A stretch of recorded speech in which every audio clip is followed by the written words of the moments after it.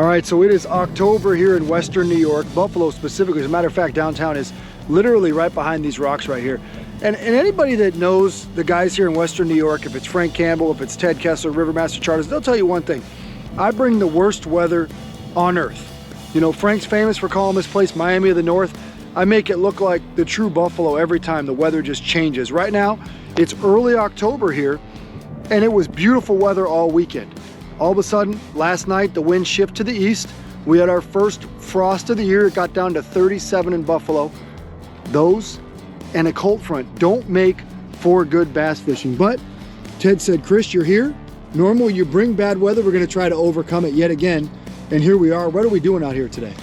Well, sorry, we'll be back. We're talking. Sorry, we'll be back. I like when it works out like that. Oh, we got a jumper. Another smallie. Oh, there's my net. He's like, Dad, net my fish. Just like that. Cookie cutter. This guy does not want to come in. That fights like a small. Ooh. And there it is, folks.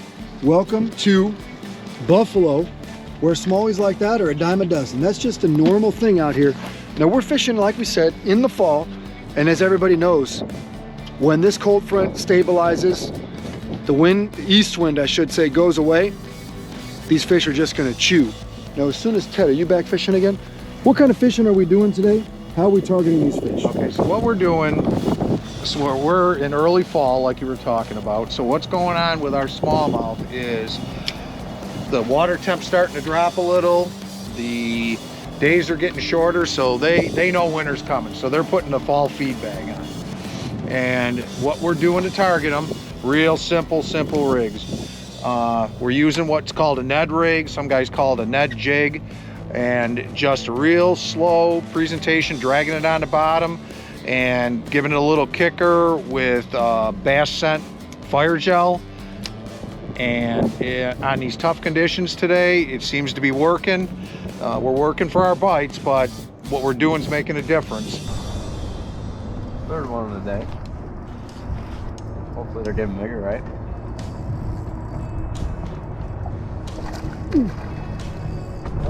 A little excited, huh? Double? Yep, that's a nice fish there. That's better. I'll come back and get that. Keep going, Big Mike. First fish of the day. Oh, got a little drag pull. That looks better. Tough to tell with small, average one. Smallmouth. Average river. Well, That's not a small fish. There it is. Well done.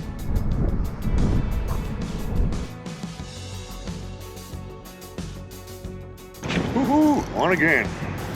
Feels like a nice one. They're all nice when they're biting, right?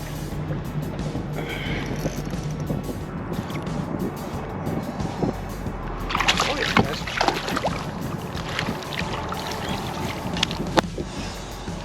Woo! Nice smallmouth again.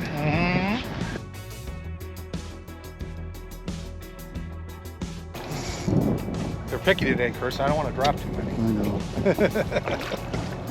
That's what happens when you fly in. Ooh! Oh, Nice fish. there you go. Hello. Hello.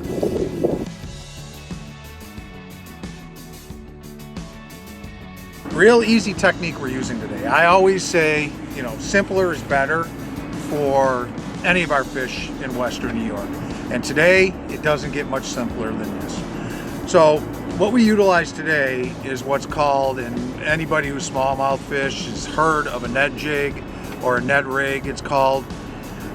Real, super subtle, super easy presentation. The trick to having the Ned used correctly is you got to use true Ned tails. And what the reason for that is these tails are elastic.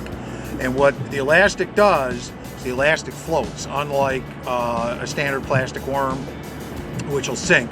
So with the elastic tail and a true Ned head, which is flat like that, when that bait's on the bottom,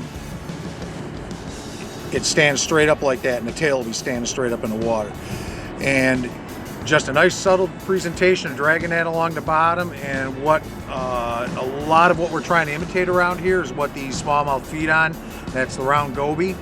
So a lot of darker colors, such as this is called a Canadian craw color. And like I said, real subtle presentation. And what you want to really be concentrating on when you're looking to set yourself up with nets is using a product called Z-Man, because Z-Man specializes in the elastic tails. Again, that's the key to making that bait work really good. Along with that, you're going to want the standard net head, which is, again, that flat head. And if you see, it's going to stand straight out in the bottom. Super easy to rig. It's not rocket science. You basically take one of your heads,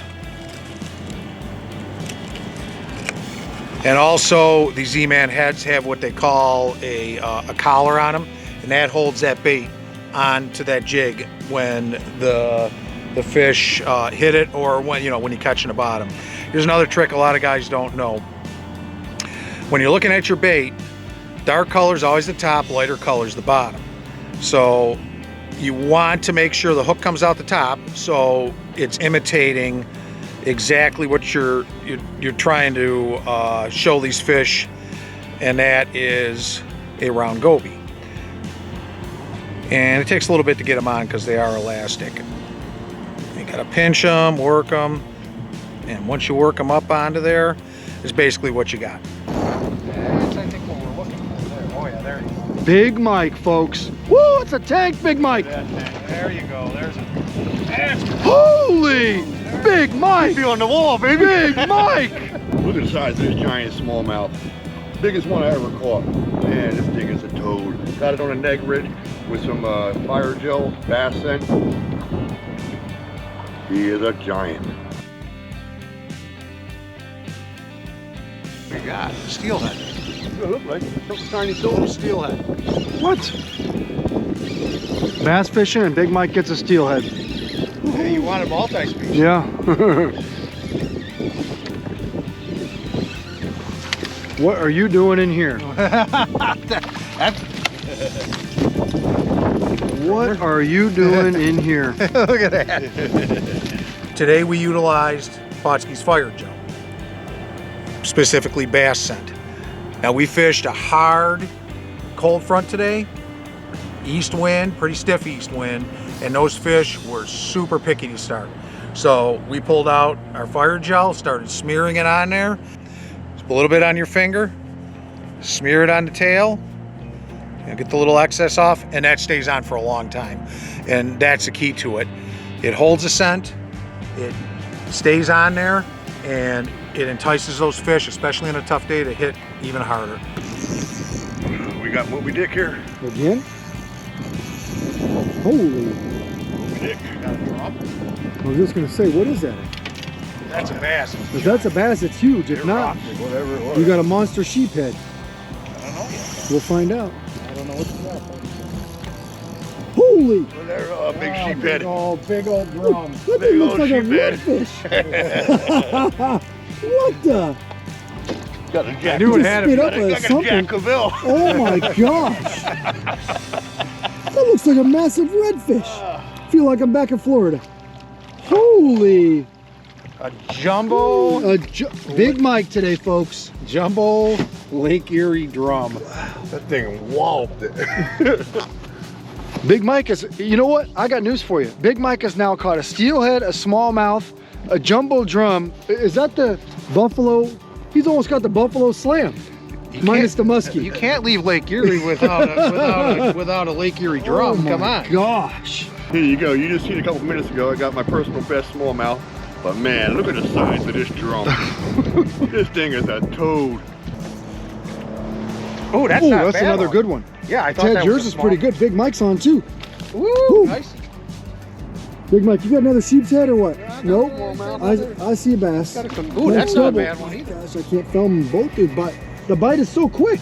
Who's got the net? I don't know. Oh, up front.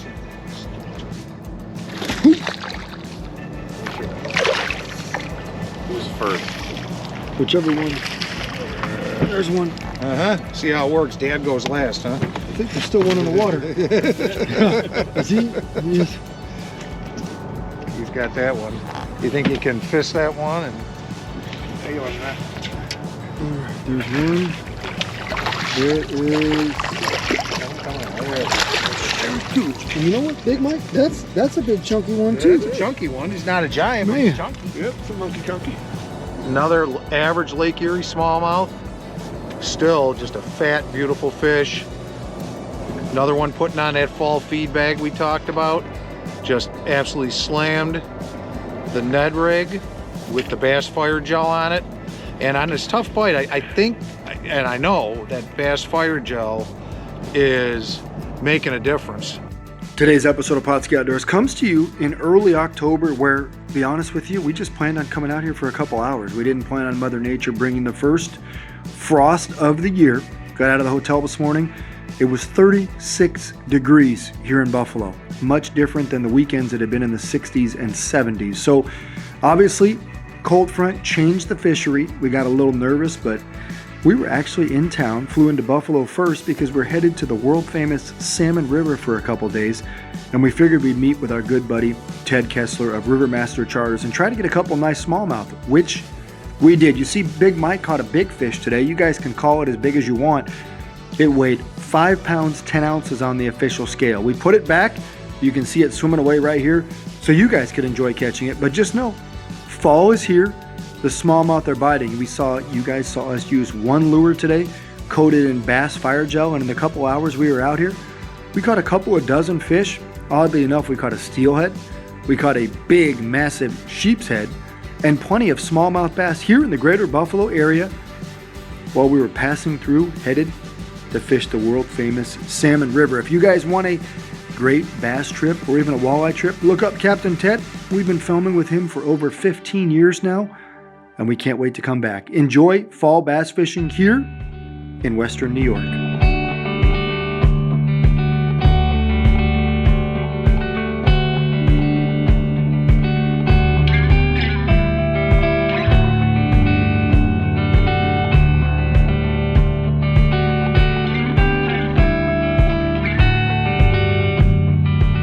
Pautzke products are available at sporting goods stores near you. If you can't find the specific color, size that you want, make sure to go to Pautzke.com. And as a thank you for watching Pautzke Outdoors, we're going to show you a coupon code to be used for 10% off your next order.